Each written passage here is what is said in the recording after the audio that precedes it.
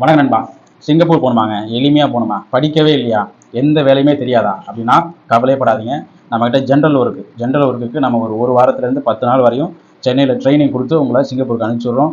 வெறுமனே 1,75,000 மட்டும்தான் service charge. சரிங்களா? டிக்கெட் இன்க்ளூடிங் 1,75,000 மட்டும்தான் சர்வீஸ் சார்ஜ். விசாவை நீங்கள் கையில் வாங்கி பார்த்துட்டு அதுக்கப்புறம் அந்த பணத்தை கட்டினா போதும். முன்பணம்னு ஒரு ரூபா கூட கட்ட தேவையில்லை.